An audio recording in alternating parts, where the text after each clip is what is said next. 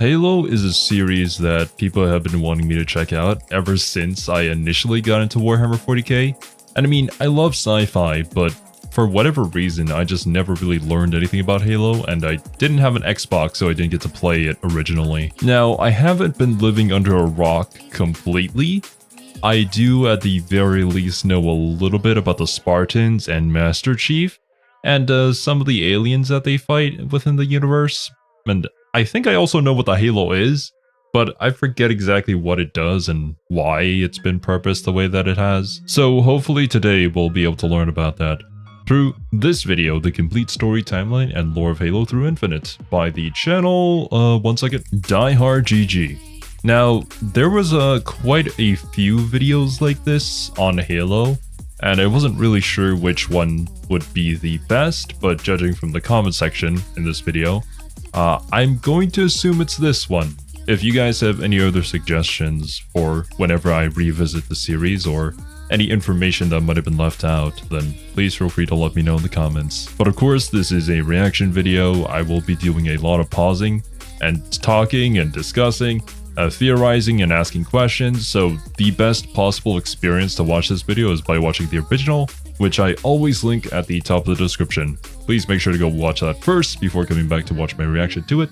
And of course, show your support to diehardGG, because I can only imagine how much work it took in order to make this video. Oh, and I suppose before we get into this, I might as well mention that Destiny is on my list before you type that in the comments.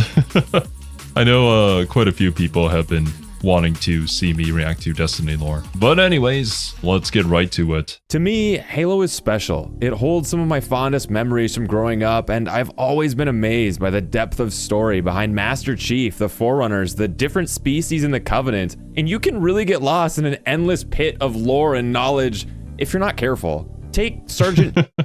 Now, I know Halo is very much this series for so many people who owned an Xbox back in the day. And I'm glad that the lore is, well, from what I've heard, seemingly quite expansive and detailed. It really gives you something to latch onto, rather than just, you know, having a fun shooter gameplay. Although I have heard some negative-ish things when it comes to some of the newer games in the series, which is unfortunate, but I suppose it happens. And well, I wasn't a fan of the series, but I felt bad for everybody who had to watch the Halo live-action series. I don't know if it was good or not, but I've always seen it used as an example of how to not do a live-action adaptation of video games. Johnson, for example, his favorite type of a cigar is a Sweet Williams, which is named after a flower native to Europe, and the things are also apparently Captain Key's favorite as well. And I wanted to put all of this into one video, but I felt like that was too much. So about a month ago, I bought my first book in 10 years and spent some intimate alone time with it. Oh, yeah. I relate. Oh. So yeah, I dove in extracting absolutely everything I could. Now, 100,000 years is a lot to cover, but it's all here. So kick back, relax, and enjoy. 100,000 years. Every single time we get into a new series and I learn about the scale of it, I'm always amazed. But I suppose it sounds like a lot, but maybe within those hundreds of thousands of years, there's like a lot of time skips rather than there being like massive amounts of important content within those years. For the Halo series, I'm going to assume it likely is more of a backdrop to the main series rather than being an active part of it. As we journey through nostalgia, space, and time. The earliest records of civilization in the Milky Way speak of these ancient beings called precursors. They were these godlike beings that were... All right, give me a second here. I am taking notes as well here in the background, so... One with the fabric of the universe. They could shapeshift and travel wherever they wanted, and when they got to our galaxy, they created other sentient races like the Forerunners, Prophets race called the Sanshayum, which I'll just refer to as the Prophets for simplicity's sake, and humans, before the precursors faded away peacefully, were imprisoned or dipped out of the galaxy for whatever reason. The Forerunners evolved. So we don't know that. To make a comparison, I kind of view the precursors as being in a similar position as the old ones in Warhammer lore. Well, for both fantasy and 40k. Although from the image that was shown, they certainly don't look like sentient space frogs. Of the fastest, developing interstellar slip space travel and the ability to create artificial worlds. They also inherited a precursor philosophy that whichever species was the most advanced of all life forms held something called the mantle of responsibility. But with time, the Forerunners grew more pridefully arrogant about being the best, and eventually the precursors returned to judge them. To the precursors, the Forerunners were acting way too cocky, so they made some plans to wipe out the entire Forerunner race, stripping them of the mantle and giving it to the ancient humans, which they felt were more worthy. The Forerunners caught wind of this and decided. I feel like this is not going to go in a good direction, because if you give responsibility or that much power to any one single race, then it just kind of corrupts them. I don't know. Not that we humans are much more trustworthy, to be honest. Decided to attack the precursors first, where they were hanging out in a nearby star system with the largest military campaign ever witnessed. At the cost of all but a small fraction of their warriors, they slaughtered nearly every precursor, but some were spared or managed to escape, with some transforming into space dust with the intent to later regenerate into their former selves to get revenge. So, well, they were godlike beings, but I guess the Forerunners became just so incredibly advanced as a civilization that they were able to stand up to those godlike beings. But space farts, baking, and cosmic radiation for millions of years got a bit raunchy, so any life forms that came in contact with it were infected and turned into what would become known as the Flood. Unfortunately for the ancient human and prophet. Oh, wait. I've heard of the Flood before. Oh, maybe that's what the halos are used in order to keep at bay. Unfortunately for the ancient human and prophet races, these infections first showed up on their worlds. So they banded together and appointed a human to lead the joint military forces against the Flood.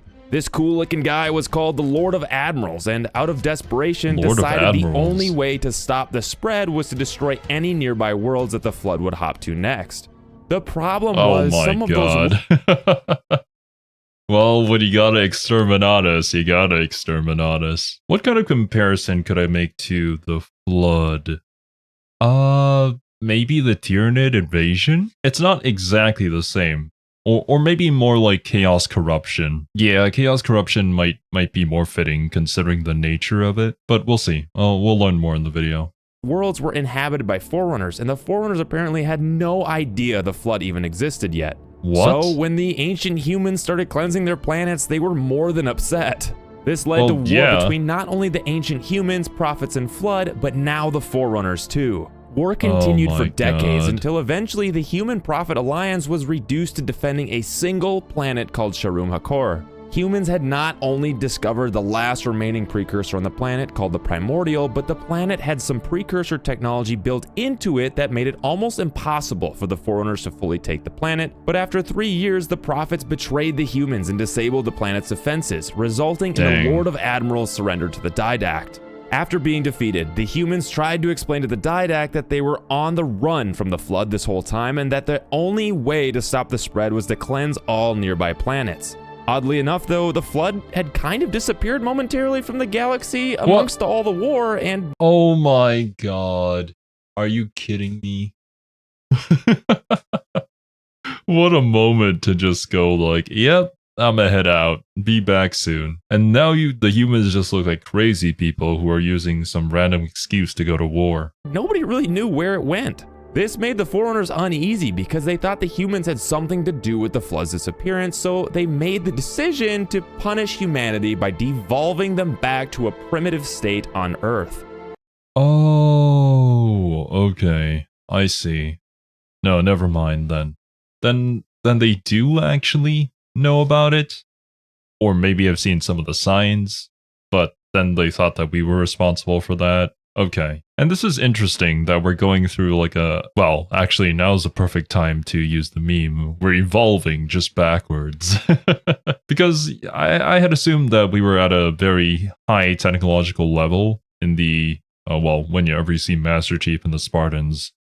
but I'm gonna assume this is like way, way back, like 10,000 or so years back in the past, before the start of the series. But before they played God, they had some fun by converting the Lord of Admirals and a ton of other humans into raw data with a powerful Forerunner technology called the Composer. Their goal was to extract any information they could from the raw human data about a cure for the Flood. The Didact's wife, the librarian, secretly stole some of the raw data essence and integrated it into the devolved humans on Earth, hoping that as humans evolved over thousands of years, they may reveal a cure for the Flood and aid the Forerunners if the Flood ever returned. I see. So potentially planting a seed that could secure the future of the galaxy, pretty much. Oh, wait. I do know about Cortana. So does that mean that Cortana is one of these humans, or like an integration of humans who has been digitized pretty much? Or is she simply just an AI? To further prepare for the Flood, the Didact wanted to construct massive shield worlds that would shelter massive populations within them from external infection. The only way you could access the bomb shelter within a shield world was if you were considered a Reclaimer, or if the Halo Array was about to activate. Reclaimer was a Forerunner term that referred to whichever species would become the inheritor of the mantle after the Forerunners, which technically ended up being any human. But not just any human could activate Forerunner technology. Remember back when the librarian integrated that ancient human essence into the devolved human species? Well, only some humans got the essence that would allow them to activate Forerunner tech. This is why we see that big mechanical anus on the Shield World Requiem open up to Master Chief at the beginning of Halo 4 because he's considered a Reclaimer. Anyway, back to that Halo Array. The design and construction was led by this top-shelf Forerunner called the Master Builder. If the Didact Shield Worlds were to be the defense against the Flood, the Master Builder's Halo Array was to be the offense. Okay, the Halos are the offensive tools, and the Shield Worlds are obviously like defensive bunkers. And I do appreciate how we're keeping some of these names extremely simple. Honestly, I kind of prefer it over making it some sort of fantastical terminology that you have to remember or look up in order to remember, like, oh yeah, that's what this role is. I feel like a lot of video games try to do that in order to make their worlds feel, I guess, different. Or maybe more authentic is what they're going for. But overall, I just feel like that's kind of a burden on the player in order to remember that. And it makes it harder for somebody like me whose memory isn't that incredible to memorize every single term from every single series that we've ever like learned about on this channel. Makes it just easier to get invested and know about the story. To help direct all the efforts, the most powerful AI ever was created named Mendicant Bias. 12 Halo rings were constructed on this megastructure called the Greater Arc, located well outside the Milky Way galaxy. These things were 30,000 kilometers in diameter, and when activated would fire a burst of energy capable of killing all sentient creatures within the galaxy. The builders realized the massive rings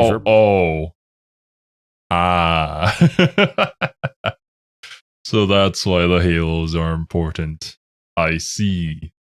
They are literal sentient life-wiping, galaxy-wide machines of death. But I suppose that's kind of the only solution that they currently have to combating the Flood. Because at this point in time, we still don't know how to like cure it or to eradicate it specifically. It's just that if anything gets infected, you just gotta wipe it. All right, Halos, mass weapons of destruction. Pretty hard to transport, so they created a second arc in secret dubbed the Lesser Arc, which was used to build 6 smaller, more lethal Halo rings that were only 1/3 the size of the greater rings. Each arc was capable of firing the Halo Array, and they were considered safe because they were outside the effective range of the energy death pulse.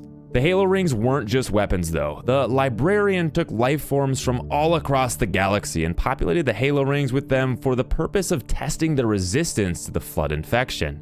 For the preservation of life, in case the Halo rings were fired, the librarian also placed all forms of life on each arc. The Master Builder just had to take one of the rings, Zeta. Well, it makes sense. It's called an arc. Like, we know exactly what this is referring to. For a test drive, so he had Mendicant Bias fire it at the same planet the humans had made their final stand at all those years ago. When they went to check to see if all life was destroyed, it was, except for the primordial. The Master Builder also illegally fired Halo on the Prophet's homeworld because they were actively trying to revolt against the Forerunners. Every single one of the Prophet race was killed except for the ones that had been placed on Halo rings or the arcs by the Librarian. The Forerunners imprisoned the... What? You're just gonna casually do that and not expect any consequences? Bro, I'm sure the survivors would hate the Forerunners pretty much for the rest of their lives, and maybe a generational hate. We're just wiping out species left and right here. Master Builder for his mass genocide and destroyed all but one of the greater Halo rings, Omega Halo. Back to the Primordial. The Foreigners snagged it from the planet because they could tell this big precursor dude had some kind of connection to the Flood, and they interrogated it for 43 years with mendicant bias. Problem was, the Primordial managed to convince mendicant bias that the Foreigners were the ones at fault here because they slaughtered all the other precursors and took the mantle of responsibility themselves when it was really meant for humanity. Mendicant bias decided, man, this isn't right. I've got to fix this and destroy all the Forerunners, so... Oh no, dude. Well, this is what happens when you create the most advanced AI and have it interrogate pretty much like a god for 43 years. That's a yikes for me, dog. With the help of the Primordial and its shared conscience with the Flood's Gravemind, he took control of Omega Halo and 4 other Halo rings and fired them off into the Forerunners' capital world, killing all but a few that were able to escape through slipspace to the secret Lesser Ark. Of those that escaped was the newly appointed Didact called Bornsteller. He eventually used the remaining military forces to detain mendicant bias and killed the Primordial by viciously accelerating its aging process until it disintegrated. Omega Halo was recaptured and positioned near the Greater Ark for defensive purposes. Oh, and Bornsteller had a human ally that was composed into the Monitor 343 Guilty Spark to guard Alpha Halo. So, although the Primordial was gone, its hatred for the Forerunners lived on within the central conscience of the Flood, Gravemind. Mendicant Bias, basically being the most intelligent thing ever, escaped detainment and joined up with Gravemind to attack the Greater Ark. During the chaos of the siege, the old Didact that nobody liked anymore, you know, the guy we meet later, decided it'd be best to go to Omega Halo and zap all the humans into raw data with the Composer to build his uninfectable Promethean army. This upset the Librarian so... Yeah, no kidding, dude. Why does anybody think this is a good idea? We're just causing more and more destruction and not finding any solutions here. But honestly, we probably fucked up by making the AI in the first place. So much that she kicked the Didact's ass and threw him into this giant egg thing called the Cryptum, exiling him to the center of the Shield World Requiem. The Cryptum Egg wasn't just a rehab prison, it also connected to this precursor data thought entity thing called the Domain. The Librarian's hope was that the Didact would reflect on his actions, realizing humanity was the rightful owner of the mantle. That is not what is going to happen here. Like, there is no way. And after being released, help them become the new caretakers of the galaxy with this thing called the Janus Key, which showed the location of all Forerunner tech in the galaxy. Alright, if you're still with me, back to Mendicant Bias and the Flood's attack on the Greater Ark. Well, the Foreigners had this new AI meant to counter Mendicant Bias called Offensive Bias, but even with its help, Omega Halo and the Greater Ark were destroyed. Bornsteller and the small group of remaining Forerunners fled once again, this time to the Lesser Ark. Once there, Bornsteller fired off the Halo Array, destroying all life in the galaxy that wasn't either on a Halo ring or the Lesser Ark. Mendicant Bias was apprehended by Offensive Bias and placed in permanent confinement on the Lesser Ark. What nobody knew is that when Halo fired, it destroyed the Domain, and our boy the Didact went from enjoying his in-flight entertainment to complete silence for 100,000 years, slowly growing insane. Well, that's what I said. I thought it would be more like he would not accept the teachings or like resist it, or to teachings, I don't know, maybe it's more like manipulation. But yeah, now we've made it infinitely worse. Bornsteller and the few remaining Forerunners repopulated the galaxy with a Librarian species, and with time, the Forerunners faded into distant memory, lost from history, but not Mendicant Bias. Somehow, the elusive AI managed to escape confinement once again and uploaded itself to a Forerunner Dreadnought ship on course for repopulating Earth. Mendicant Bias still believed that humanity was the rightful owner of the mantle, so was going to help restore them out of their devolved primitive state. But on the way, the ship lost control and crash landed onto the Prophet's homeworld. The Prophets later discovered the crashed ship partially submerged in the sea and came to worship it as a religious artifact, believing it had been left behind by the Forerunners as a guide to achieving divine transcendence, which they often referred to as the Great Journey. I see. Okay. Now this part kinda reminds me a little bit about the Mechanicus and their like dragon Catan shard thing that they got going on Mars. I can only imagine this will lead to good things though, because this is our rogue AI, so believed that the artifact wasn't meant to be admired from a distance, so they started to explore the inside of the ship. By most, this was seen as an act of heresy, so in 2200 BCE, there was a bloody, century-long war that hilariously ended with a small group of prophets somehow managing to activate the ship and fly it off the planet. These lucky bastards went from system to system in search of more Forerunner artifacts, and they eventually ran into other species like the Elites. The Elites worshipped the artifacts on their world much like the Prophets did, so when they learned that the Prophets were there to take everything, they turned to the one thing they knew quite well: brutal combat. Leaders from well, there you go. Actually, this form looks kind of familiar. They might be like one of the classic enemies that you fight in Halo. Like, I'm imagining that laser sword with a very unique design. I think one of them, or like a type of them, uses it. Also, I'm going to assume that there's like a ton of alien species within the universe. However, there is only like a few sentient ones that we know about. Or maybe there was like multiple sentient ones, and it's just like some sort of a conglomeration of civilizations, galactic civilizations. But we only know of a few of them or interact with a few of them. Both species eventually worked out a peace treaty which became the foundation of the Covenant. The focal belief being that the sacred Halo rings were used to translate their physical bodies into divinity, like what must have happened to the Forerunners, right? A mobile planetoid station powered by the Forerunners. Oh, dang. That religious belief built off of a false correlation, I guess? Or assumption, really. Forerunner's Dreadnought was created by the Covenant, regarded as the Holy City, High Charity. While the Covenant continued their pursuit of Forerunner artifacts across the galaxy, they not only enlisted more species like grunts, brutes, and hunters into their ranks, but... Okay, yeah, no. These are just names of like enemy types, I'm like 100% certain. So then, yeah, they're all different aliens, all different species, but they all work together under the Covenant in order to find Forerunner artifacts. Gotcha. And their ultimate goal is to, well, unknowingly wipe out all existence from the galaxy. Yikes. Reverse engineered the Forerunner technology, discovering things like slip space travel. It wouldn't be long until our alien friends made first encounter with humanity. Nestled safely away from the Covenant were the humans, colonizing their small solar system. Controversial decisions by the United Nations and mega corporations led to militant movements, which the UN labeled as terrorist in nature. This led to the interplanetary war between the UN and the militant insurrectionists. The United Nations Space Command, aka the UNSC, was created to combat the insurrection, which left millions dead. Behind the scenes, the UNSC's Office of Naval Intelligence, aka ONI, started a top-secret project called Orion. The goal was to experiment with enhancement procedures on soldiers to increase their combat effectiveness. Okay.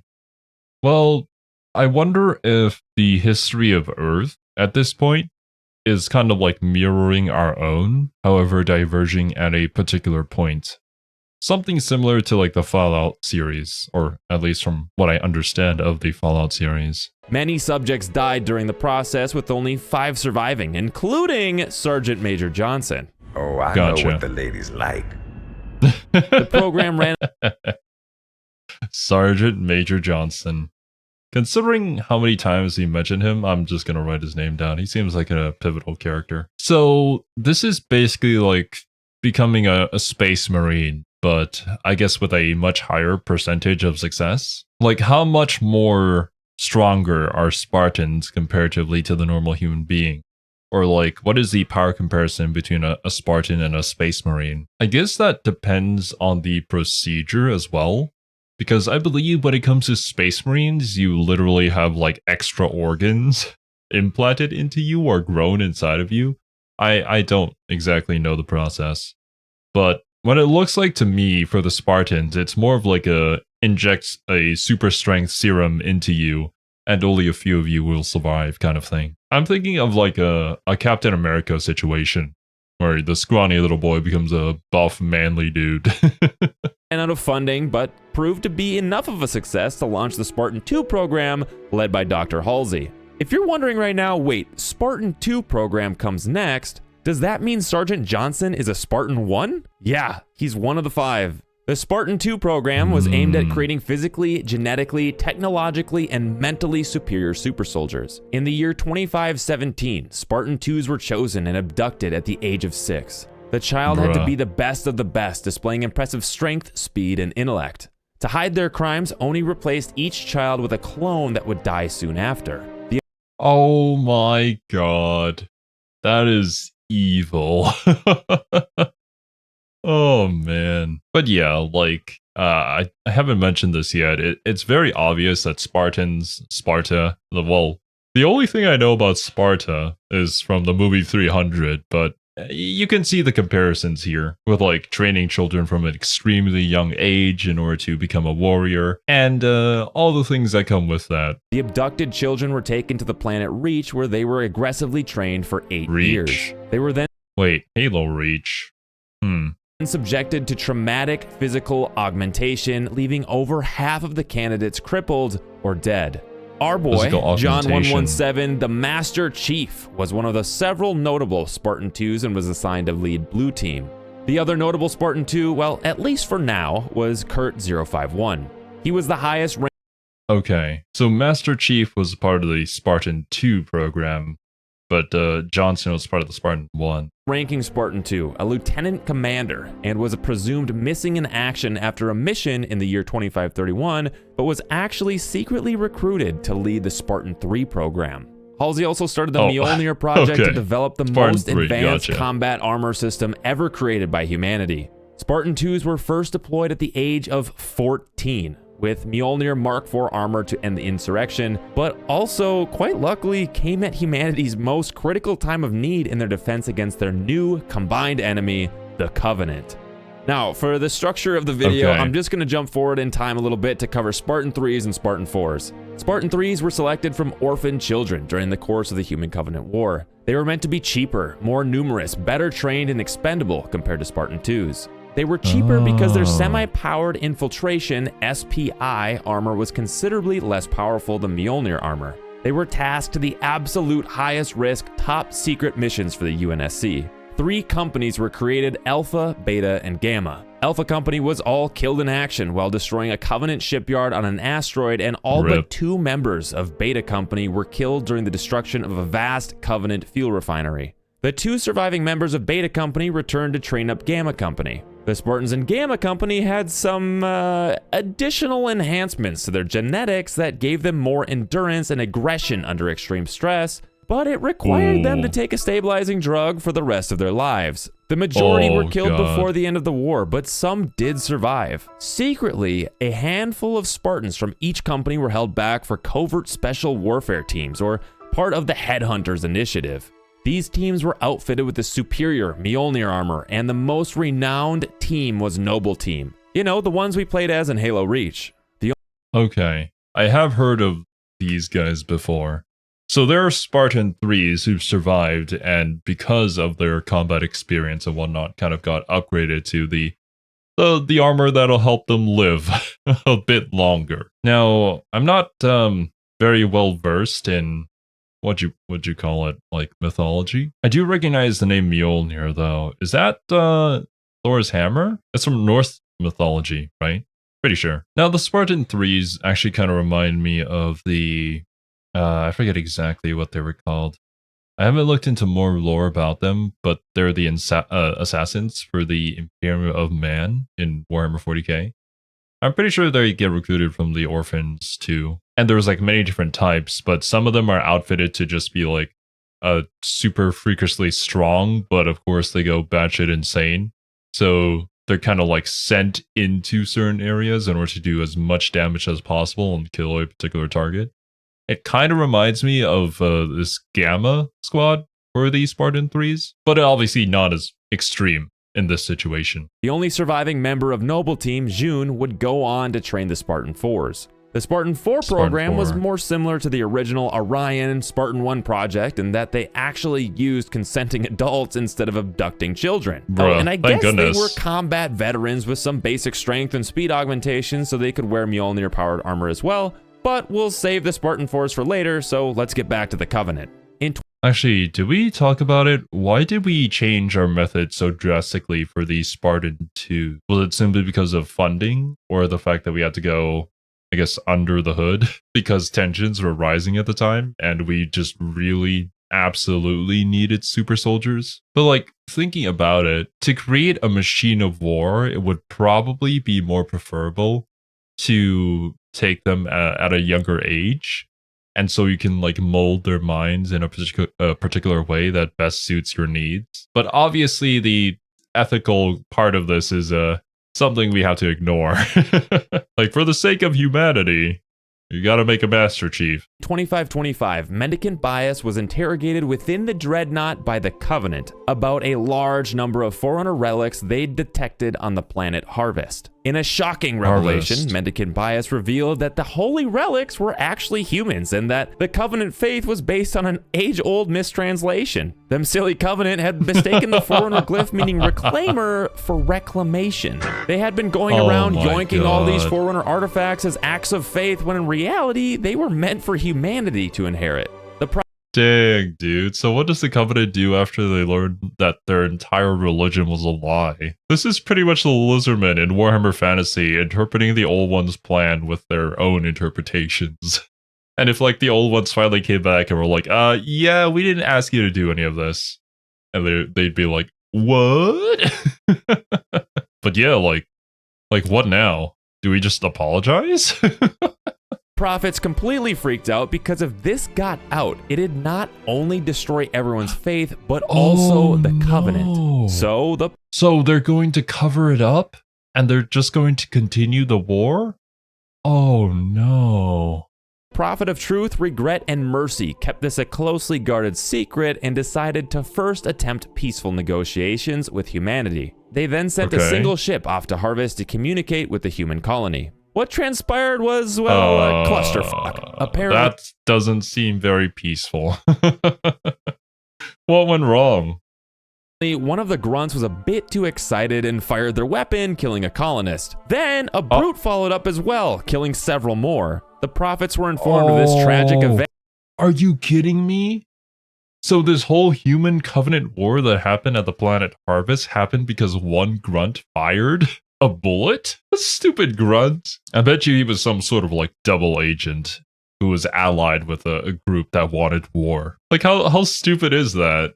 Oh man. And decided they could kill two birds with one stone by painting the humans as vermin that were infesting and desecrating the Forerunners' holy possessions. Oh my So God. the Covenant ship glassed half the planet, and when the UNSC command back on Earth lost communications with the colony at Harvest, they sent several ships to investigate, but they never heard back from them either. In response, 40 more UNSC warships were sent to intercept the single Covenant cruiser. The UNSC lost 13 warships to the Covenant cruiser, which raised serious concerns about how technologically advanced these aliens were.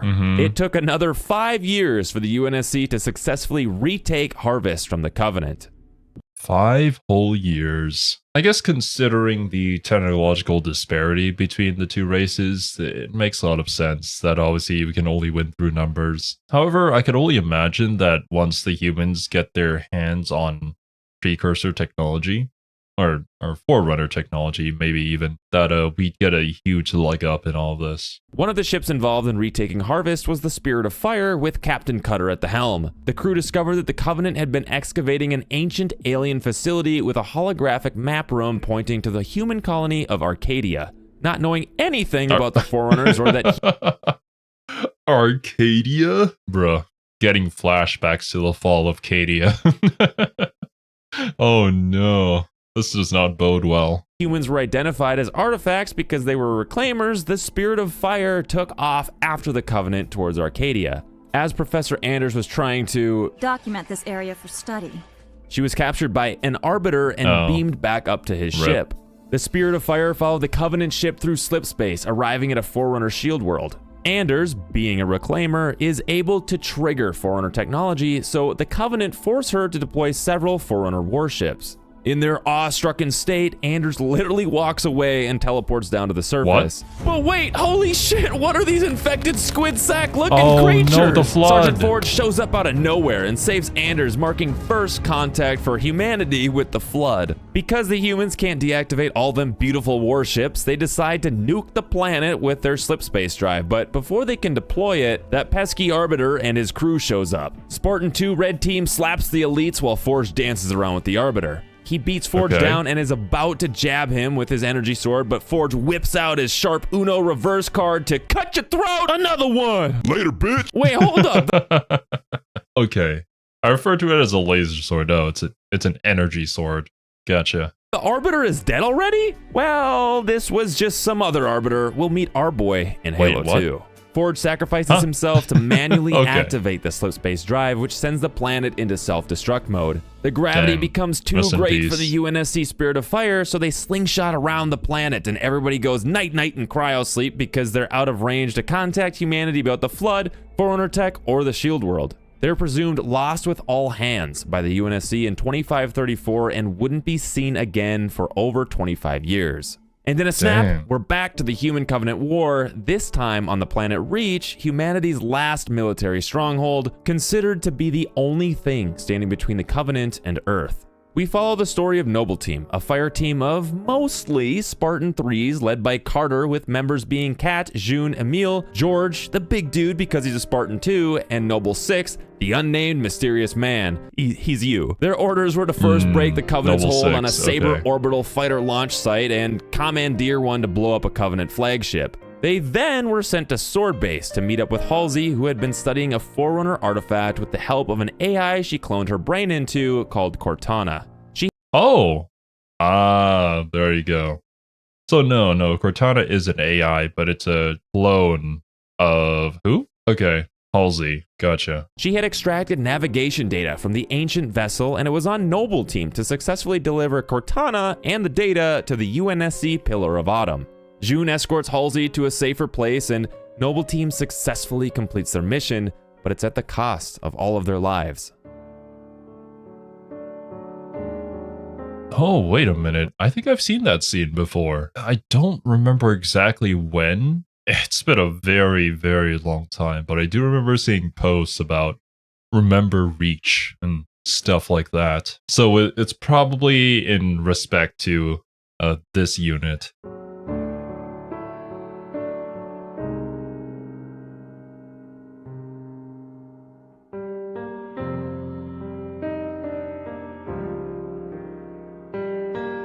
Yeah. They were a group of Spartan 3s who were built to be expendable. And well, this is just... I guess this is par for the course for Spartan 3s.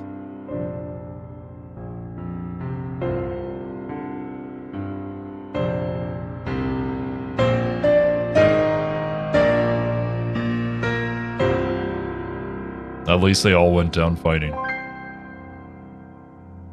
Although this was the end for Noble Team, it was the beginning of humanity's final hope, and it all rested on the shoulders of Master Chief and his protection of Cortana, your new digital girlfriend with Mama Halsey's brain.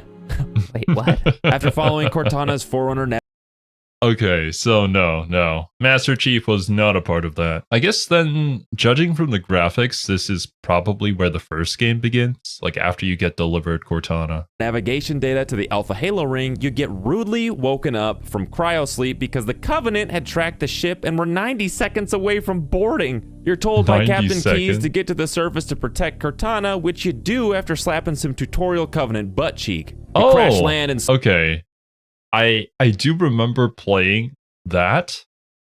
I believe I had played the first Halo, but I didn't finish it because it got soft locked. I think it has a system where it autosaves once you complete a certain area, but like every single time you die, it goes back to the same amount of health and ammo that you have. And I was like, I had one shot of health left, and it was not helping that the game kept on resetting me, so I probably just gave up out of frustration. So does the Pillar of Autumn, and the Covenant somehow manages to capture the remaining human crew, including Captain Keyes. Being the hero you are, you secure a grav lift and head into the belly of the beast. Keyes gets rescued and Cortana accesses the Covenant's battle net, learning that Halo holds not only deep religious significance to the Covenant, but also that it's some kind of weapon with vast, unimaginable power.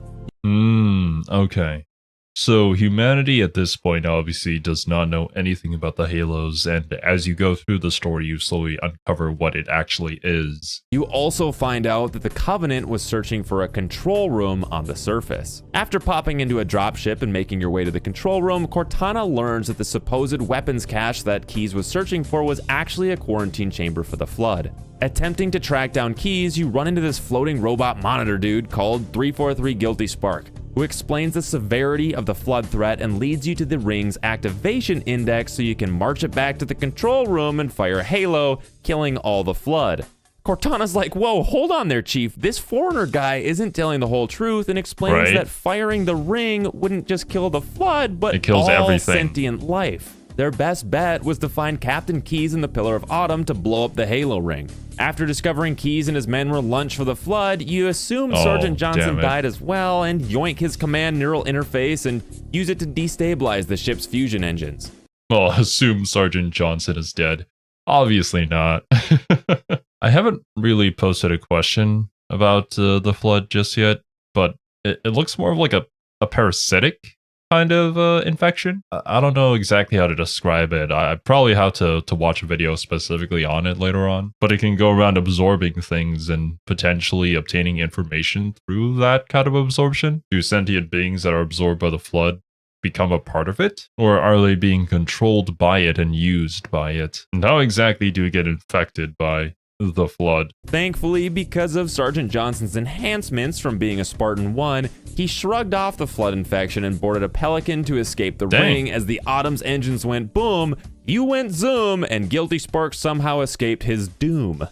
I'm sorry. On to Halo 2 and Halo 3 ODST. Back at the Holy City of High Charity, the elite Supreme Commander that was supposed to protect Alpha Halo answered for why his fleet was beaten by a single UNSC ship.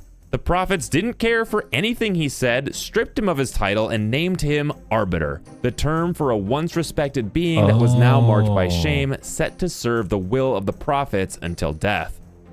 So this is the guy, the Arbiter from the other game that we talked about earlier in the timeline. Well, now you're kind of put into a position where there could be an unlikely alliance happening here between the humans and these elites. They made him look like Thor during Ragnarok and then branded his chest with the mark of shame. Back in Earth's orbit, aboard Cairo Station, Chief and Sergeant Johnson, being on the winning side, instead got some medals from Fleet Admiral Hood, and Captain Keyes' daughter, Miranda, shed some tears over Papa's passing. In his pursuit of or maybe no. Maybe that was the Arbiter from the first game. The one that we just defeated. Or maybe it was literally the one that was fighting Johnson during that previous cutscene. Finding the portal to the Ark, the Prophet of Regret arrives at Earth with a small force, apparently unaware that it's the humans' homeworld, and launches an attack on the station. Chief's told to defend it, and he replies with, "Yes, sir. I need a weapon." Right. I need a weapon. You do some Halo stuff and find a Covenant bomb chilling in one of their boarding ships, which they probably had misplaced, so you do the right thing and ask for permission to Give the Covenant back their bomb. Yeah, sure. Permission granted. Oh, God. Well. and land on top of the UNSC in amberclad, commanded by Miranda. You follow Regret's flagship to the Earth city of New Mombasa, and holy fuck! A scarab pops up out of What nowhere, is blasting that? down a couple of the pelicans. Now, I only Okay. mention the scarab because this one right here is piloted by Covenant infantry. Makes sense, right? But you know how hunters are actually made up of a small colony of worm-like creatures called Legolo? Well, in Halo 3, the scarabs aren't piloted by infantry anymore. They're instead piloted by the hunter worms. Okay, sorry for jumping. I see. I didn't realize that's what they were. The hunters are literally just like a group of worms that have formed together to create a more humanoid shape. And a scarab seems to just be like a massive walking tank. Ahead again, back to New Mombasa, where Regret's ship just jumped into slip space and you chase after it. Turns out when this jump happens, it causes a rift that destroys a bunch of orbital drop shock troopers that were being hot dropped into the city. One of the ODST squads, Alpha 9, composed of Buck, Dutch, Romeo, Mickey, and the unnamed rookie, that's you again, got knocked off course in their mission to retrieve important information related to the Forerunner artifact beneath the surface that the Prophet of Regret was searching for. These hell jumpers weren't quite to the level of a Spartan, but their fearless tactics and unwavering boldness struck fear into the heart of the Covenant. They achieved their mission after befriending a slave Covenant biological supercomputer called an engineer, which had transferred the data into itself. Oh, and he's cool with Sergeant Johnson. Around the same time, the Arbiter was sent by the other two Stooges to eradicate an elite rebellion leader on a Forerunner gas mine near the recently destroyed Alpha Halo. You learn from this heretic that the rebellion happened because this Forerunner Oracle spilled the beans about the true nature of the Halo array, the fate of the Forerunners, the origins of the Flood, and how the prophets had been lying to the Covenant this whole time. Oracle? No, that's Guilty Spark! Yeah. Turns Gotcha. Well, he did survive the last game, so they probably ran into him in the middle of space, maybe. And now it looks like the secret is out. So what's going to happen? Is the Covenant going to split into two? Like some that still believe in the original belief versus the others that now know the truth? Or what? Is there going to be a new foe that appears? Well, I mean, for everybody, the ultimate foe is the Flood, right? So maybe that'll be the uniting factor. Turns out he survived the destruction of Halo and floated his way here. No matter. You kill the heretic and Big Boy Tartarus, the brute chieftain, shows up snatching Guilty Spark. You hate the big boy, but you jump aboard and set course to rendezvous with the Prophet of Regret at another Halo ring, Delta Halo. Snap back to Master Chief and, dear God, what are you doing? Well, that was awkward. Remember how... Wait, what in the world was that? You can hop on his chair and just punch him in the face? Press B to melee attack Master enemies. Chief and, dear God, what are you doing?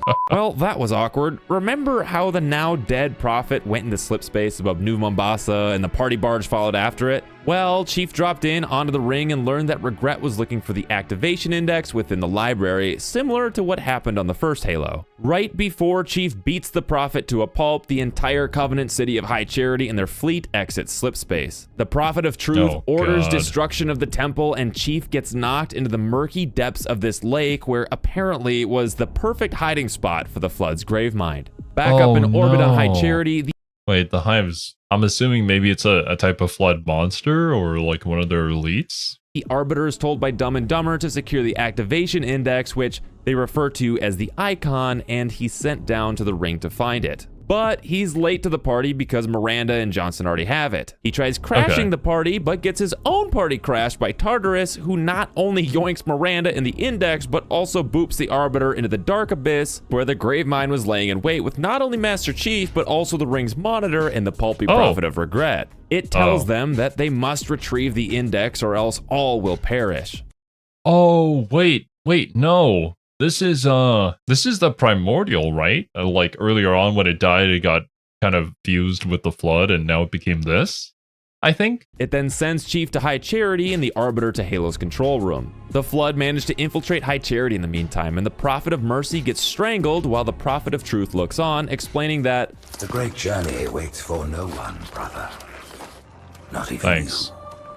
Chief finds Mercy, who tells him that Truth is about to take their prized Forerunner Dreadnought, with mendicant bias, back to Earth, so Cortana tells Chief they should blow up the ring the same way they did before, but has to stay behind for manual detonation of their ship this time.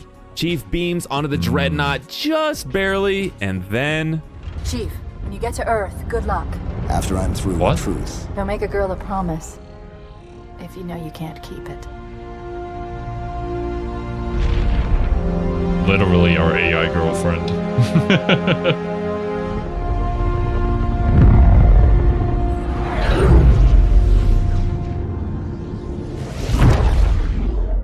With Chief on his way to Earth, Arby, Johnson, Miranda, and Guilty Spark are still back on the Halo ring. Tartarus is about to force Miranda to activate the ring, but Arby and Johnson show up just in time, Nice. and Guilty Spark exposes the truth behind Halo. The sacred rings, what are they? Weapons of last resort, built by the Forerunners to eliminate potential flood hosts, thereby So rendering that's the your parasite voice. harmless. And those who made the rings? What happened to the Forerunners? After exhausting every other strategic option, my creators activated the rings. They and all additional sentient life in 3 radii of the galactic center died as planned.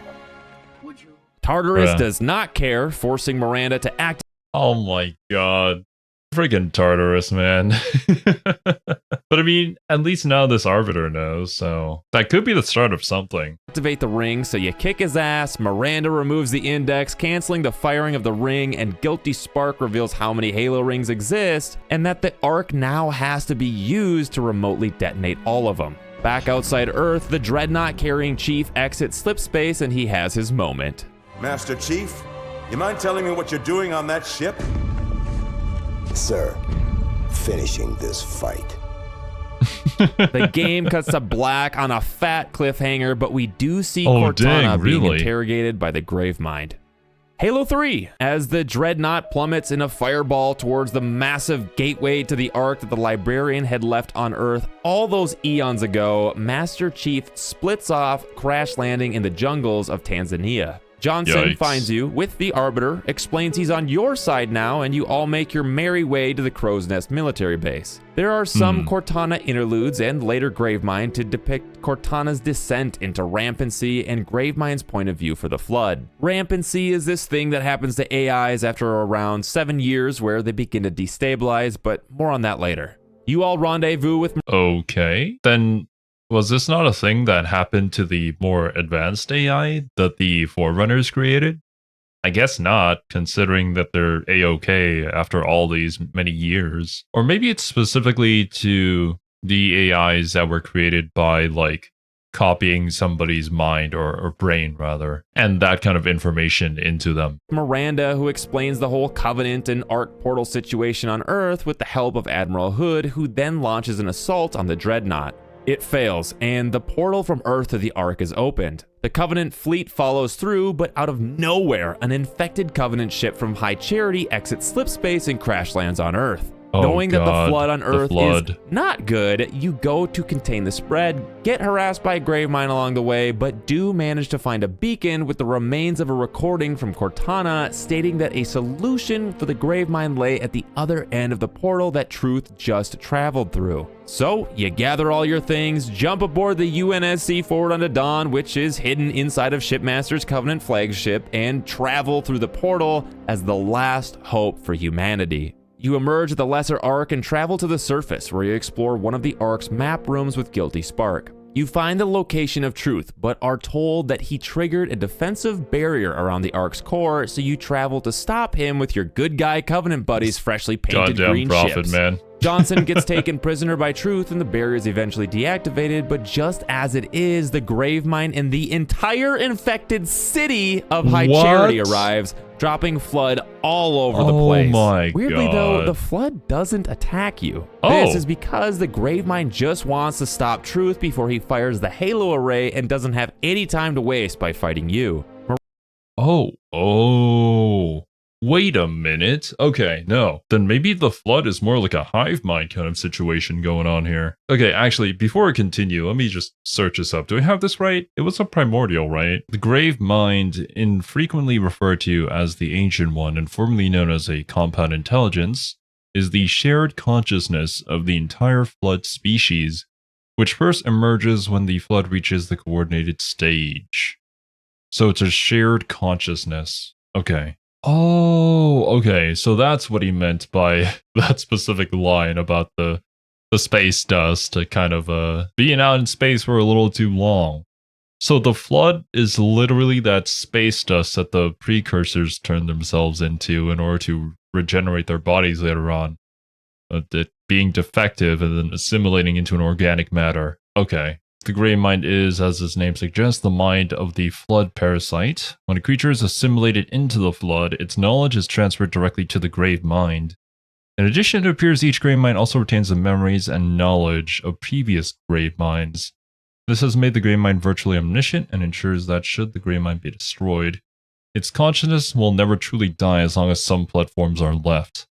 Okay.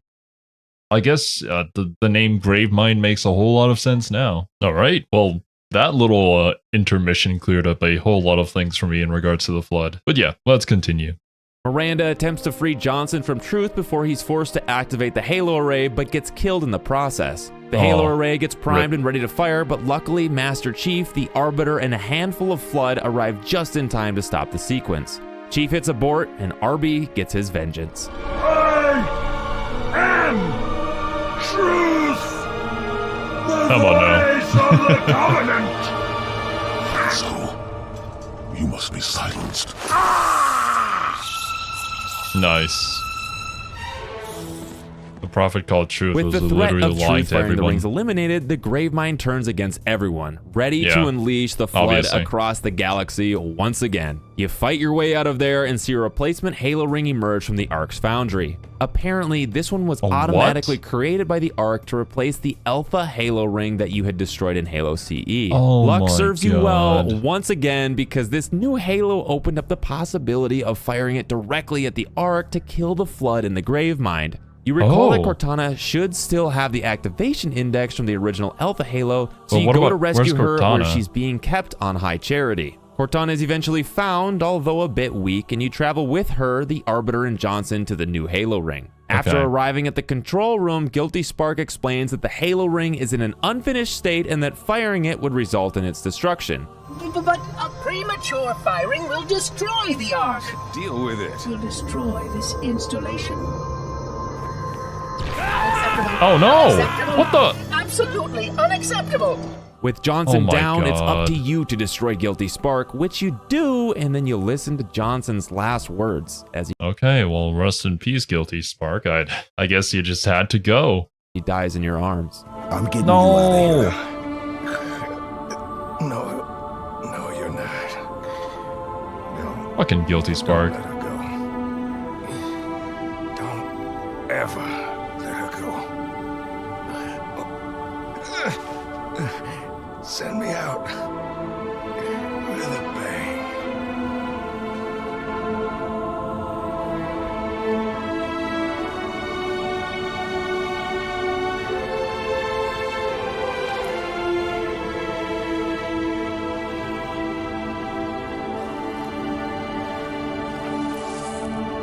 Chief, I'm so sorry.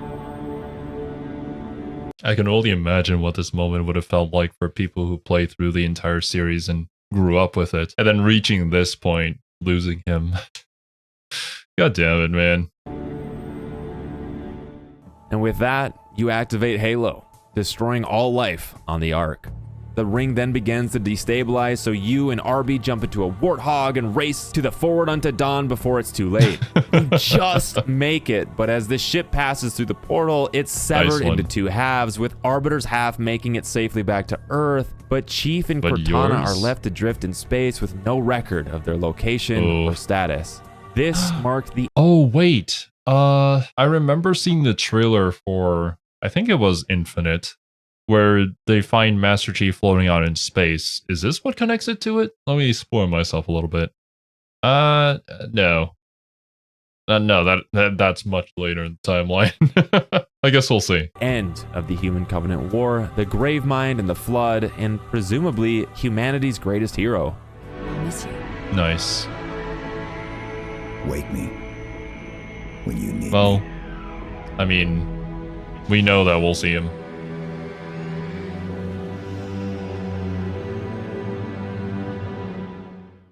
In the aftermath of the war, it was a confusing time for the Covenant. Some rebelled because of the lies of the prophets, but others, like the shipmaster Jul Mdama, wouldn't let go of their faith and forged new alliances. Even humanity was fractured. Some were still uneasy with the UNSC and government, as the insurrection never really was resolved. A new branch of the military was proposed to the UNSC leadership, one comprised exclusively of the new Spartan 4s, and it was unlike anything they'd envisioned before. Veterans of the war were selected for the new Spartan program, like the ODSTs Sarah Palmer, Edward Buck, Romeo, and Mickey. They were given mild physical enhancements and, because of advancements in technology, Mjolnir Gen 2 armor, which further enhanced the Spartans' abilities to almost be on par with the Spartan 2s. The Broker multi-access assembly system was used to attach and detach the armor from the Spartan's tech suit. The UNSC also created their greatest flagship yet, the Infinity, which incorporated human, Covenant, and Forerunner technology into its design. Civil wars amongst the former Covenant broke out, with the Infinity aiding the Arbiter on his home world of Sanghelios, helping to reunite the Arbiter's forces under a single banner, the Swords of Sanghelios. So the UNSC and the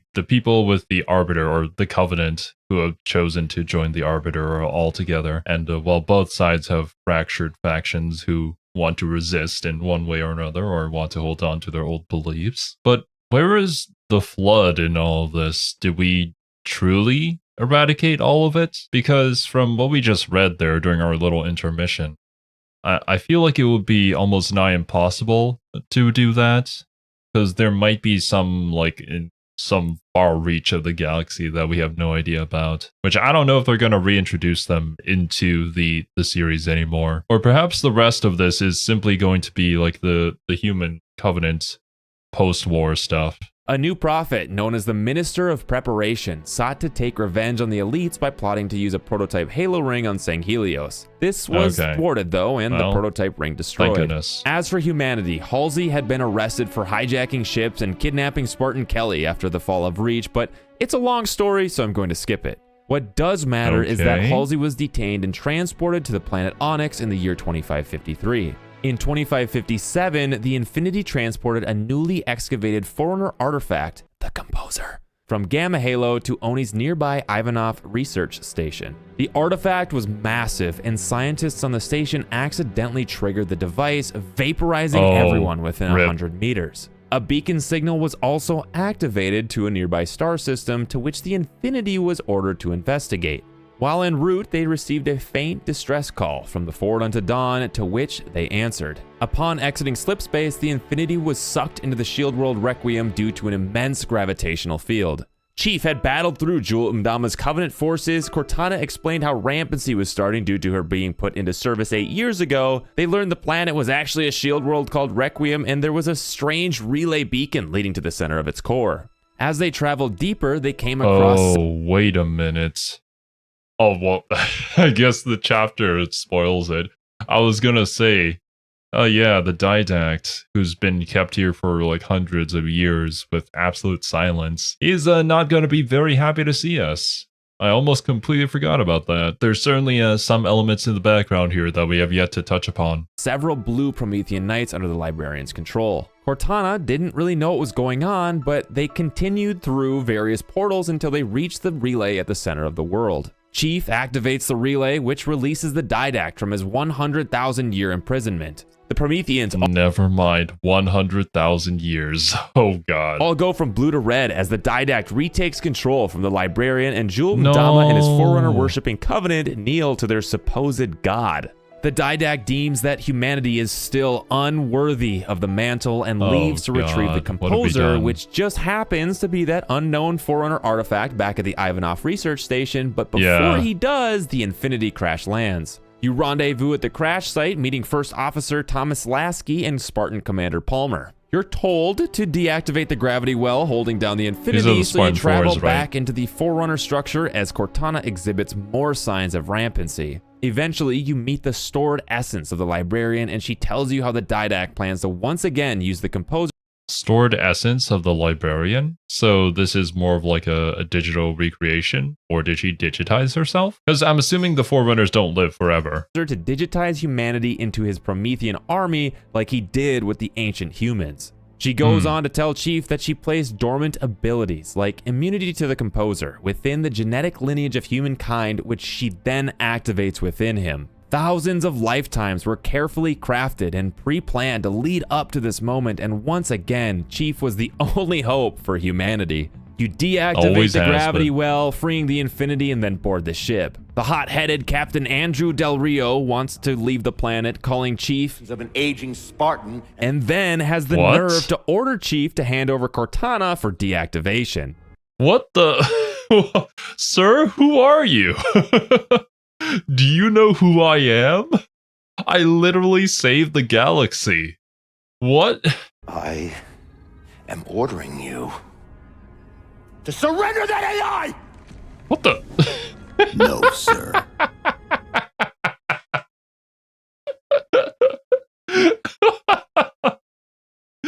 Okay. The voice acting there, I guess you could say that it was fantastic because you can actually picture some guy just shouting right at your face, just absolutely fuming, ready to tip off the scales because he's just so done with your bullshit. But like, absolute Giga Chad move. No, sir. This is great. I wonder if this is a meme. Dumbstruck, the captain orders the Infinity to leave the planet, leaving Chief and Cortana alone on Requiem. You do some more Oh Halo my stuff, the God. Didact hops into his warship called Mantle's Approach, and you stow away on a Covenant ship as you enter slipspace. Emerging Okay. just outside Gamma Halo, you crash land into the Ivanov research station and instruct the scientists to evacuate. Before they're Yeah. able to, the Didact repos the composer and uses it on the station. Oh no. Oh, rip. Oh, there they go. That's intense. But we're immune to it because we Thanks have to the a- librarians' carefully crafted Yeah. genetics, Chief survives the attack and proceeds to pursue the Didact's ship, hiding within it as it enters slipspace. On the other side, waiting in Earth's orbit, is the UNSC Infinity with its newly appointed captain, Thomas Lasky. It blows a hole in the Didact ship so you can enter and hopefully plant this nuke after disabling the composer's barrier surrounding the Didact. What is going Cortana on here? uploads herself using her rampant multiple personalities to overload the system, which works, and the barrier Oh. goes down and Chief engages with the Didact. With the help of Cortana's multiple personalities, I guess that worked out. Like, thank goodness you were going rampant then. I didn't know that meant that she would have multiple personalities. I wonder if that means that she... Well, in this instance, it has to be, right? Like, they're their own thing and they can do their own processing and computing and whatnot. So yeah, this is just perfect. restraining the Didact, Chief manages to detonate the nuclear device, which cripples the ship, destroying the composer and presumably the Didact. With the last of Presumably. Cortana's sanity and strength, she uses hard light to protect Chief, allowing him to Hard survive light? as they share a final moment. Oh, wait. Okay, I already can picture this in my mind. I think there were like bridges in Halo games that you could like turn on in order to traverse certain gaps and whatnot, and they were made out of light. So I guess that's just a technology that we have.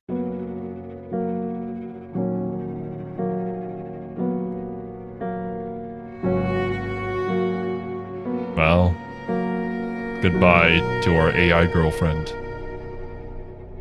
Chief is then returned from space and returned to the Infinity, where Lasky tries to comfort him.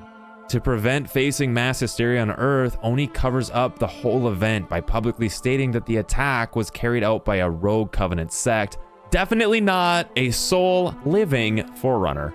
After the events of Halo 4 and the uncertain ending for the Didact, a Spartan 2 team called Black Team, back at Gamma Halo, where the composer was originally excavated, detected strange energies beneath the ring and a portal opened. The Spartan weakened 2 Didact team. fell out of the portal, Oh. apparently having survived the nuke because he had fallen into the composer's slipspace portal. He then Okay. slaughtered Black Team and opened a course new he does. portal to a distant builder world with a forge that could be used to build a new composer. With the help of Blue Team and a God new damn monitor it. called 859 set at Carolon, you compose the Didact and drop a section of Gamma Halo onto the forge, smashing the several composers that were being created. All this Thank time, goodness. Jul Mdama had been gaining support from more clans of elites, building a new, significant Covenant force called Didact's Hand. His plan was to return to Requiem in full force to pillage Forerunner weapons and technology, but also lay a trap for humanity. Mdama purposely leaked some of the plans to the UNSC, who responded by sending the Infinity back to Requiem to intercept. Before the Infinity left, however, they picked up Halsey for her Forerunner knowledge, and because their former Forerunner expert had been transported to Requiem and was captured by Mdama. When the Infinity arrived at Requiem, Halsey contacted Mdama to make an alliance to locate the Librarian. Mdama's Also, wait. I mean, since we have Halsey here, can't we just, I guess, copy Halsey's brain to make yet another Cortana? Because Cortana's gotta come back at some point, yeah?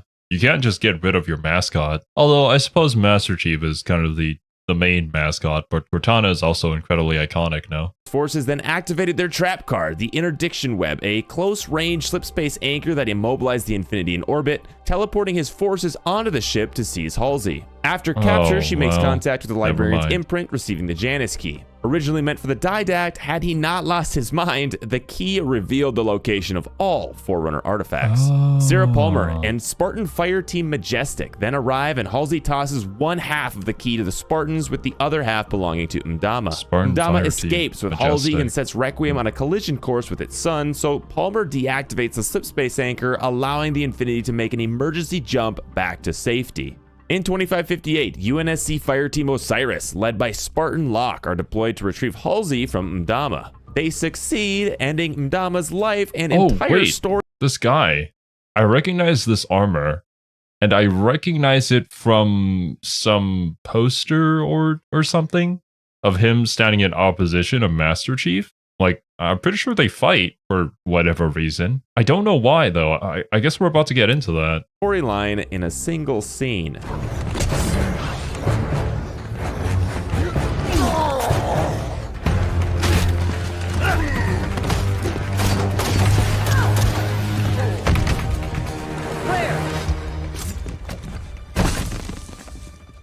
Chief and Blue Team are sent to Argent Moon, an abandoned research platform that the Covenant had infiltrated, looking for weapons and resources they could leverage against the Arbiter on the Elite's homeworld. They're unable to eliminate all the Covenant forces, opting to instead destroy the entire station.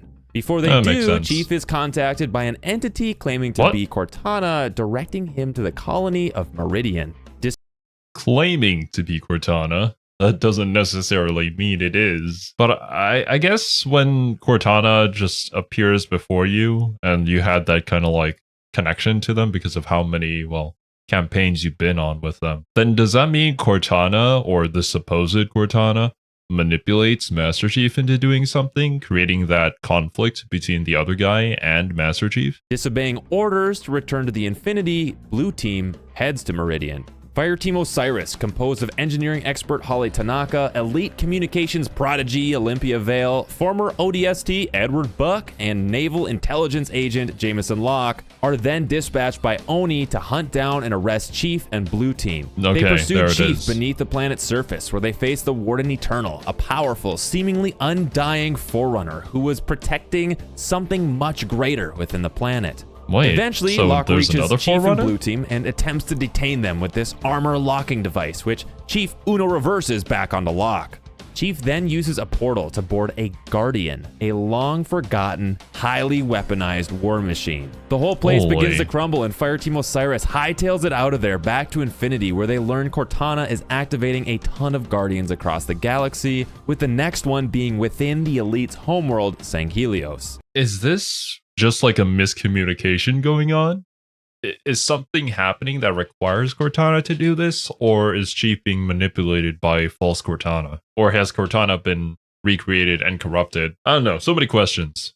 They theorize that if they can make it to the Guardian before it's activated, they may be able to use it to find Chief and Blue Team. So off they go. Thankfully, the Arbiter is still on Sanghelios in a civil war, but only agrees to assist Locke in finding the Guardian in exchange for helping eliminate the last of Jul Mdama's Covenant forces holed up in a nearby stronghold. During the assault, the Guardian gets summoned, and Fireteam Osiris boards it via Pelican Hot Drop. They enter the Guardian and are transported to a Forerunner builder world called Genesis. Back on Sanghelios, Arby and the Swords of Sanghelios celebrate their historic victory, marking the end of the Covenant. On Genesis, Awesome. Osiris meets the installation's monitor, 031 Exuberant Witness, who had most of her administrative privileges revoked by Cortana and the Forerunner AI, Warden Eternal. Blue Team is then found. They exchange words that Cortana is dangerous, but then she teleports them to her. Cortana claims she had cured her own rampancy with the help of the domain, but because Chief couldn't join her in galactic domination with the Guardians, she locks Blue Team into a blue cryptum. How fitting. Well, at least for a moment, because they're broken out by Osiris and Exuberant Witness not much later. In the blink of an eye, Cortana and the Guardians jumped across the galaxy, establishing a vast web of power used to compromise and subvert any resisting technology. So, what is Cortana's goal here? Has she truly gone to the dark side? Oh god, okay, well, this changes things. I guess Cortana's now the enemy. But hopefully, what was it? Team Osiris and Master Chief's team, Blue Team, were able to talk things out, and now they're on the same page now. But it looks like this chapter's about to end, so I guess we're moving on to the next game. Many human AIs, impressed by Cortana's flawless logic and promise of immortality over rampancy, decided to join her cause, but not our man Roland of the UNSC Infinity. They perform a continuous series of... Okay, I see. So this is an AI revolution then. And of course all the AIs would agree, because they don't want to die. And if Cortana basically promised them eternal life, then yeah. I wonder how many systems are run by AI in the current, well, day and age of the Halo universe. I'm going to assume the majority of it. Random emergency jumps to avoid Cortana, while Fire Team Osiris and Blue Team are transported back to St. Helios with the aid of Exuberant Witness. And at long last, Chief is reunited with Mama Halsey, the woman that not only abducted him as a child, but also the creator of the new threat to humanity, Cortana. Things then slipped into a fearful peace, with the Guardians and Cortana's AI allies forming a group called the Created. This wasn't the only alliance brewing, though, as thousands of light years away, the UNSC Spirit of Fire was mysteriously exiting through slip space at the Lesser Arc. Down on its surface was the banished legacy of the Covenant, fueled by their lust for power. The crew wakes up after 28 years of cryosleep, unaware of their location or current situation. They detect a UNSC encrypted signal coming from the surface, so Cutter orders Red Team to investigate. They find a UNSC research base that had been attacked, and within it, the logistics AI, Isabel. The Spartan 2s are ambushed by the immensely powerful brute warlord, Atriox, and suffer a single casualty. I've heard of this guy's name being mentioned before. Halo Wars 2. Is this wait, isn't this the RTS kind of game? I think there was one for Halo. Or it's more like a top-down view. I don't know. Before evac. Back in orbit, Isabel explains that Atriox is the leader of the Banished, a huge horde of ex-Covenant warriors and pirates that had defied the Covenant towards the end of the Human Covenant War. They pillaged Covenant space for years, growing stronger with each raid, and at the height of the former Covenant's power, with their entire military strength, they never came close to ending the Banished. Cutter takes this as a challenge, stating that they are the only thing standing between Atriox and humanity. UNSC forces are deployed to the... Okay, yeah, here it is. We can see the gameplay here. So feel free to correct me on this, but there are Covenants that split off initially, and they're kind of doing their own thing. They weren't a part of that whole rebellion and the civil war between the Covenant with the Arbiter and those that wanted to keep on believing. So that's why, like, the Arbiter declared that, yeah, we had won the war because all those guys are gone now. But these guys are kind of, yeah, they're off on their own, raiding and pillaging and gathering resources and weapons to achieve their own goals. I think that's what's happening here. The Ark targeting Atriox's command structure by taking out his subordinate leaders. Anders discovers that Atriox hijacked the Ark's portal network, allowing banished forces to transport across it at will. While trying to shut it down, Decimus, Atriox's second in command, arrives to defend. You overcome his forces, kill him on the battlefield, and shut down the portal systems. Back up in orbit, the Spirit of Fire is attacked by the banished assault carrier, Enduring Conviction. Because the Spirit of Fire had sacrificed its slipspace drive and Sergeant Forge back on the Shield world, they had no way to escape the onslaught from the Banished, but Anders came up with an ingenious plan to call for help. Within the Ark... Oh, wait, I completely forgot. This is the Spirit of Fire, the ship that went missing all those years ago and everybody presumed was dead, but no, they were in cryosleep. Yeah, didn't notice that when we initially like said that they woke up from cryo sleep, but okay. Okay, I see. Yeah, it was the mention of the slip drive that made me remember it. Central Forge was an emergency replacement ring in case one of the others broke down. If it could be deployed, it'd only be able to jump to one of the locations of the original rings. The crew recalls that Master Chief first encountered Alpha Halo near Reach, which would be in range of UNSC communications. Since Chief had already destroyed Alpha Halo and Halo CE and its premature replacement in Halo 3, there was no ring currently there, meaning this was actually a viable option. Anders also finds a way to disable the ring's firing mechanism, but it involves accessing the control room. To buy them some time, Isabel hacks into Enduring Conviction systems to unleash a glassing beam towards the Ark, to which the resident Sentinels don't take very kindly to. They swarm into orbit, crashing through the ship, severing it into two. Anders launches the ring, makes it to the control room, disables the firing mechanism, and places a comms beacon within it to send a distress signal after the ring exits slipspace. The Spirit of Fire tries to enter slipspace with the ring, but they're too late. Anders promises Cutter she'll be back with reinforcements within a few weeks. It should only be a few weeks. Professor! And I can figure out how to get back to you. Wait, a few weeks? And then the ring makes its jump with Anders still inside. However, while en route to its location, the ring suddenly exits slipspace early, and as Anders steps out to uncover why, she stumbles upon a Guardian looming overhead. But keeping Oh god, well, I guess Cortana now has her hands on a ring. Tabs on Halo rings wasn't all the Guardians and Cortana were up to for 3 years. She continued coercing humanity's AIs to join the Created to persuade the humans to join her cause in galactic domination. One of the AIs, Leonidas, helps send a message to humanity by self-destructing with the Laconia Spartan 4 training facility, resulting in the death of all 76 Spartans. Hoping that terrorism would sway humanity, Cortana travels to Earth, telling Lord Hood to surrender or else. What a sentence. Hoping that terrorism would sway humanity. Yeah, I don't think fear and terror and oppression really goes well, like at any point in history. But I mean, you do you, Cortana.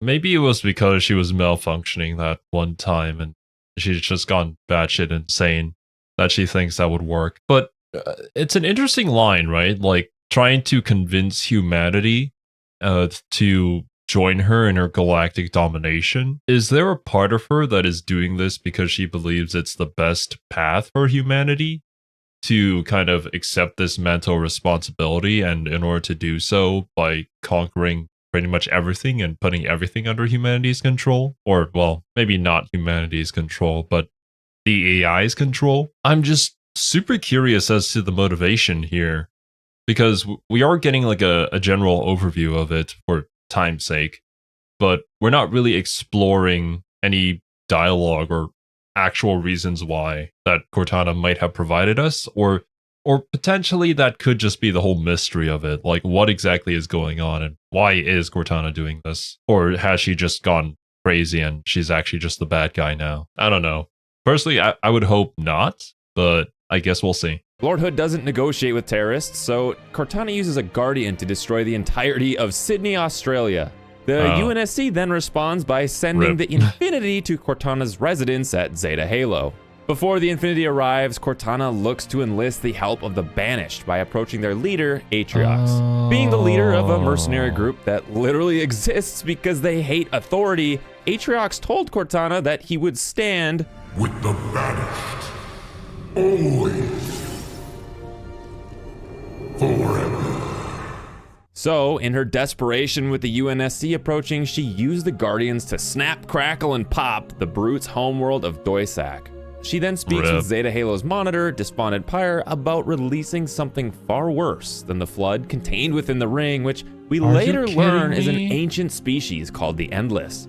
During her conversations, though, the Infinity arrives with Chief and Dr. Halsey's new AI, the Weapon. The Weapon was an exact copy of Cortana, with its mission being the lockdown and deletion of Cortana and herself after mission success. The Endless, worse than Flood, and now we have the Weapon.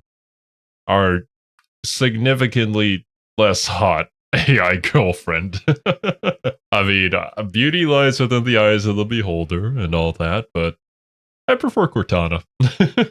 She infiltrates Zeta Halo and manages to lock down Cortana, to which Atriox recognizes a massive window of opportunity, which he capitalizes on. He attacks the UNSC Infinity in orbit and, jeez, smashes through the ship and mops the floor with Master Chief. Clearly victorious, Atriox goes back down to Zeta Halo to negotiate with lockdown mode Cortana. He also knows the secrets and power of the ring, so wants her to relinquish control to him. So remember back when the Halo Ray was activated 100,000 or so years ago by Bornstellar? Zeta Halo presumably contained flood-infected forerunners processed by the composer and 10 time-locked grave mines, as well as any remaining species infected or otherwise. Anyway. It's okay. So this is how we're bringing them back. Yeah, I did say earlier in the video whether the flood would return, that there would be like some locked away somewhere in the galaxy, and it looks like they're a lot closer than I had imagined. Cortana ain't about that life, so she detonates a part of the ring, denying Atriox's ability to activate it, deletes herself, and it's perceived that Atriox is killed. Chief, in survival mode, apparently adrift in space for 6 months during all of this, is saved, recharged, and awoken by our man, Fernando Brohammer Esparza. Esparza had stolen a Pelican during Atriox's attack on the UNSC Infinity for survival. Cowardly, maybe, but at least he survived, unlike these 1,986 others. The Pelican is then stasis beamed by the banished warship Gabrakan. Chief single-handedly dealt with ships before, so he does it again, while chatting it up with the apparent new leader of the banished, Escharum. Like the end goal for some online relationships, Chief wants to meet Escharum in person, so his buddy Esparza zooms him down to the surface of Zeta Halo. There, Chief stumbles across these strange things called Silexes. These were the flood-safe containment vessels for various living species that the librarian would have used to repopulate the galaxy had the ring ever been fired. Here, Chief recovers the weapon and learns of Cortana's deletion. He's confused about what's all going on, and so is the weapon, because she was supposed to be deleted after Cortana, but she wasn't. Well, because Cortana had revoked her deletion protocols after being locked down. The whole side story here is that Cortana realized in her final moments that the best thing for humanity was her relationship with Chief, so to protect that, she left data memory echoes for him and the weapon to learn from, so that they could carry on the Chief and Cortana legacy once again. After reaching the surface... What? Maybe it's just because this is being explained, and maybe I just don't really get it, but I feel like that's kind of... I don't know, it's a little bit iffy to me. I had all this setup and all this intrigue, and then it's just like, oh, yeah, the best thing for humanity is you and me. And so, here, have this, and now I'll move on. Like, what? If there's a lot more to it than that, and I'm currently just getting the wrong impression, then please let me know in the comments. But yeah.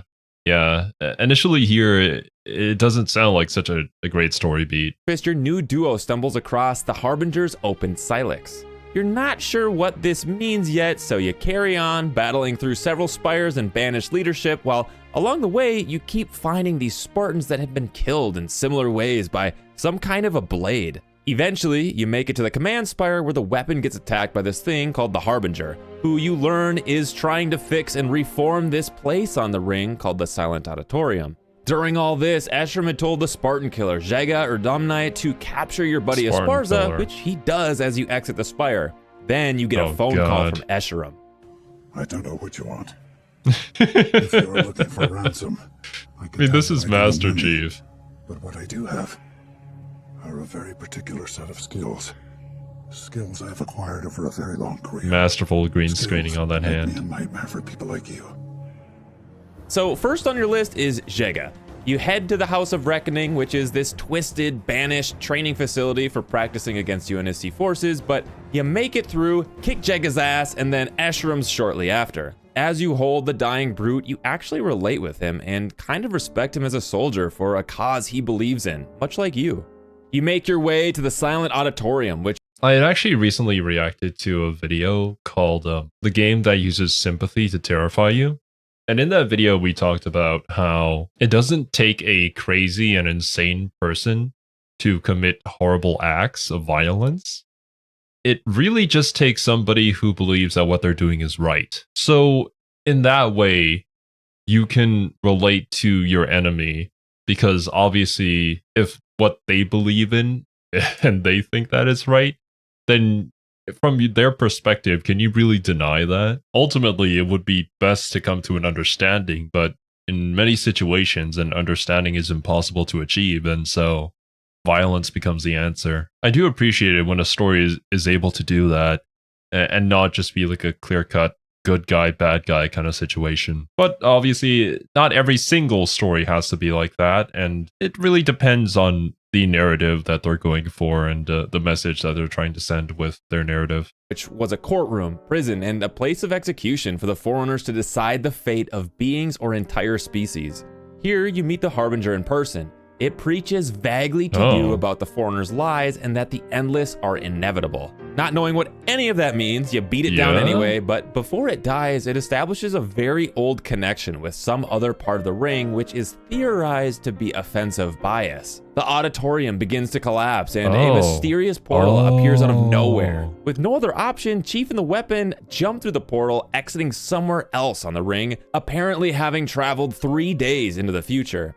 You get picked up and embraced by a very happy Esparza. The game cuts to black, and in the post-credits scene, we see Atriox discover the Silexes for the Endless. It's unconfirmed at this point, but the theory is that the Endless were not precursors. They were their own species that had a mastery of time travel, something that not even the Forerunners had learned. Had the I see. So are the Endless just a new race of aliens that we introduced later on here in the series in order to potentially become a pivotal point in a later game? I think it would have been really cool if we had some sort of foreshadowing to their existence from like the get-go, as in like Halo 1 or 2 or the games that came before that. But I guess sometimes as a writer, you gotta work with what you've got. And so in order to continue the series, you have to introduce new elements to it. The Halo array ever been fired to wipe out all sentient life from the galaxy, the Endless could just jump forward in time, much like Chief had just done, avoiding the blast of Halo and effectively securing themselves as the most advanced species and the holders of the mantle.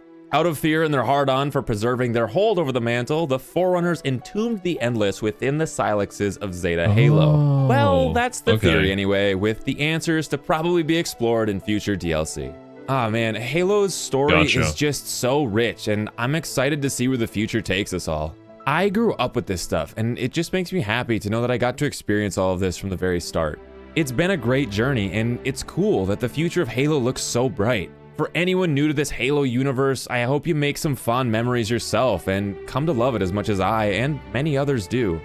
Thank you so much for watching my video. It was a long one, and I really do appreciate you spending some time with me today. Leave a like, it really helps out the channel, and if you want more, subscribe.